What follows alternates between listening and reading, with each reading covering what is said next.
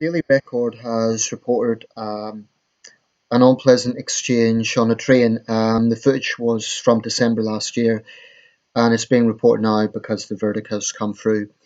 Just want to read a little bit about this case and share some of my thoughts. The Daily Record is a newspaper based in Scotland. I'm not going to read out the whole report. As usual, these things I'll put a link so you can have a look yourself, simply because it's quite lengthy, so I'm not going to read out all the details. But you'll get the gist, I think, from what I do read out. The Daily Record today exposes this solicitor and former public schoolboy as a vile bigot who spat racist abuse at a young mum and her little son on a train. Former company director Alexander A.J. McKinnon, 47, was offended by the presence of Sana Shahid and her son Zain, 4, in his first-class carriage, in inverted commas. The snob sneered at them. "How did you get into first class? You don't deserve to be in first class. You should be in common class. In fact, you shouldn't be in this country at all. You don't deserve to be here, bloody foreigners. Where were you even born?" Bully McKinnon also swore at little Zain. His social media likes include Donald Trump, the BNP, and the far-right English Defence League. None of the other passengers in the carriage did anything to help Glasgow-born lawyer Sana, but she bravely confronted McKinnon and branded him a racist. She reported him to the train manager, and transport police took him away in handcuffs. It continued despite racist bile and abuse when officers interviewed him. He appeared in court this week and admitted a racist offence but escaped with a fine. He apparently hoped a quick guilty plea would help him avoid publicity. Sana and Zain fell foul of McKinnon on December the 29th on the half-2 Virgin train from London Euston to Glasgow Central. Sana was heading home with her son after visiting husband Aftab, who's working in the UK capital. "This man started behaving aggressively to my son, telling him to shut up," Sana recalled. "I said to him that my son hadn't done anything, and then the abuse began. I moved seats to try and get away from him. I was taken aback. I've lived in Scotland all my life, and nothing of this nature has ever happened to me. I told him straight that he was being a racist, and the staff on the train heard it." And basically, it goes on to talk about the details of the case. She also says there were another 10 to 12 passengers in the carriage, and not one of them spoke up. That was shocking too. It goes on to, it says, Sana began filming McKinnon and watched as he guzzled wine straight from the bottle. She also listened as he picked up his phone and arrogantly told a friend that someone was wasting police time by accusing him of racism. He knew at the time that Sana had reported him. McKinnon spat at Sana. "I'm racist, am I? You're a racist." He then looked straight at Zain and swore aggressively. The train manager contacted British Transport Police and came and sat next to me until the train got into Carlisle. The Virgin staff could not have been better. They realised what was happening and were brilliant. And apparently, as he went to his court hearing, he booked into a hotel at Gretna Green and actually gave a review of the hotel. So this is a guy with a very blasé sort of attitude. There's a lot of tabloid-esque sensationalism in this report, which I think is sort of a bit of a detraction about the guy's background and so on. It says he appeared at Carlisle Magistrates Court on Tuesday and admitted racially aggravated public order offence. He was fined £1,154 plus £50 compensation, a £150 victim surcharge and £85 in court costs. And like I say, booked into this hotel and actually reviewed it online, praising the very friendly staff and fantastic breakfast. He also complained about a firm of solicitors, although he didn't explain why he needed them. There's a lot there that I think is not really that directly related to the case about his background and her background. And to be honest, I think that's a bit sensationalist. I don't know very much about the Daily Record. Apparently he's from London originally but lives in Glasgow, and a reporter from the Daily Record went to interview him but refused to comment on his behaviour. Okay, notwithstanding the slightly sensationalist way they've reported that, I looked at the video, and this isn't a case of it being her word against his. There's no question about it. The guy is bang out of line.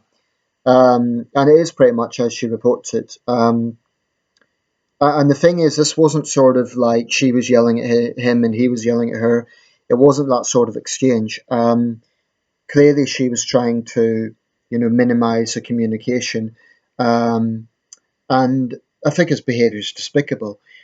I I'm very sympathetic because I've personally had to deal with drunks on trains, and one thing that's obvious about this case is that we often assume yobbish behaviour is something that's associated with the working class. Well, as this shows, some of the worst jobs around are pretty well off and from a privileged background.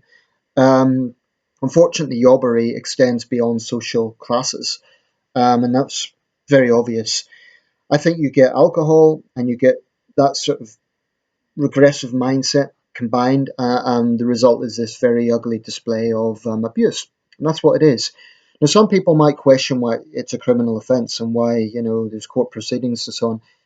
I respectfully disagree. I think if people like this get away with this sort of behaviour, it sends out the message that it's perfectly okay, especially if they're from a privileged background. And that's unacceptable. If this was a working class job, it wouldn't be acceptable. It shouldn't be acceptable for anyone.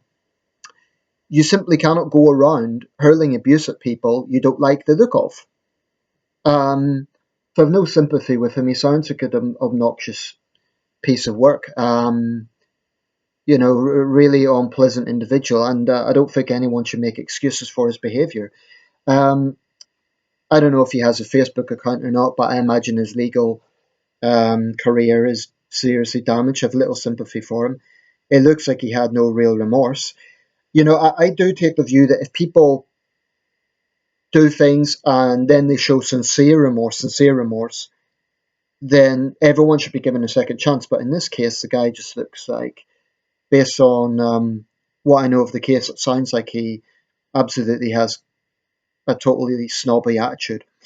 In terms of other people not intervening, well, I wasn't there, but what I can see in the video is that it's a first class compartment. I don't think it doesn't seem to be particularly busy. So I'm not sure.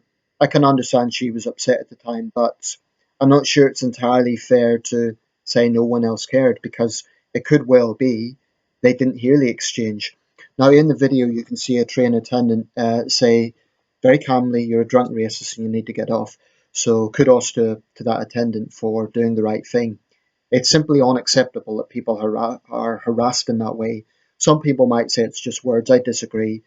It's harassment, and it's wrong. And as a society, we shouldn't tolerate it. Um, so that's very obvious.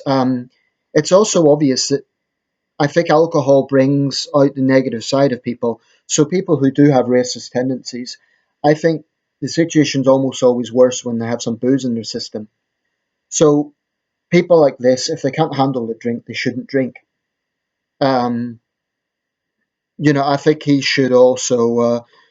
I wasn't going to say check into Alcoholics Anonymous, but clearly this is someone who is uninhibited when he has a few, and I think that culture needs to be challenged.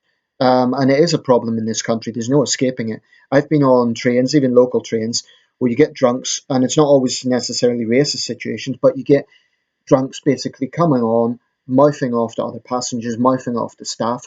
I think they need. I think probably a night in a cell would do them some good, a bit of shock therapy. I'm not sure if fines are always, I'm not proposing this guy should face a custodial sentence, but the thing is, a fine for a man like this, with the sort of salary he is on, probably isn't going to mean a great deal. I think community service would be a better sentence because it would knock him down a few notches, and it would really humiliate him in a way that he needs to be. A bit of shock therapy. I would be all for that. Um, it's it's just something that shouldn't be condoned.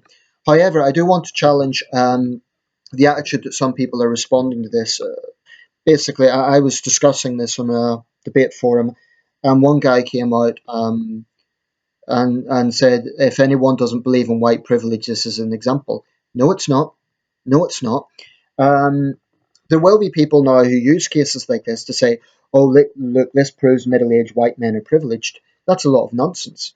Um, saying that all white men are privileged is no better than saying all Muslims are Islamists, or all black people are gang thugs, or all anyone is anything. I really, really do not like the concept of white privilege because it insinuates that the entire demographic group is coming from a point of social privilege. This guy is privileged, but people are ignoring the fact that his victim was also traveling first class. So I think this is less of a privilege issue and much more of a racist issue. The guy is an obnoxious racist. But you know what? There's plenty of other middle aged white men who would totally denounce his behaviour. I mean, Jeremy Corbyn is a middle aged white man, you know? And he's about as left as you can get. So I really dislike that whole concept, and I think it needs to be robustly challenged because it's implying that an entire demographic group is one and the same. In terms of intervention, I would like to think if I'd been there, I would have said something to the guy. Um, Simply, I'm not saying that for bravado, simply because from previous experience, I have spoken up and intervened in certain situations. I remember seeing some kids bullying a disabled man in my local shopping centre, and I lambasted them. So I just know from experience that that is something that I instinctively do, not because I want to be a hero or something. It's just an instinct. Um, People like this should really. I'm not sure if a fine is enough because for a man like this, money really isn't the issue. I think he needs to be knocked down a peg or two. And from the report, he didn't show any sincere remorse at all. If it had been a case that he approached this young woman and said, "My behaviour was disgraceful. I'm sincerely sorry, and I want to pay you back in some way," I think that would be different. I do think in cases where people show genuine remorse, people should be given a second chance. But clearly, there are people out there who think that they could do what they want. This guy is obviously such an example. The good news is it is going to damage his career, so people are going to think twice about going to him. Um, but it's vile behaviour to bully a young woman who's minding her own business with her child. It's just pathetic, and it does piss me right off because I've seen this behaviour. I've seen it on trains. I've seen what yobs are like when they've had a few drinks, um, and it's wrong.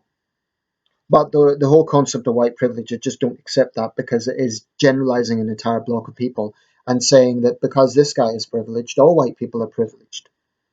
And if white people have an opinion on it, they're coming from a point of white privilege. So, I totally reject that. Let me know your thoughts. And yeah, I really think cases like this need to be taken seriously.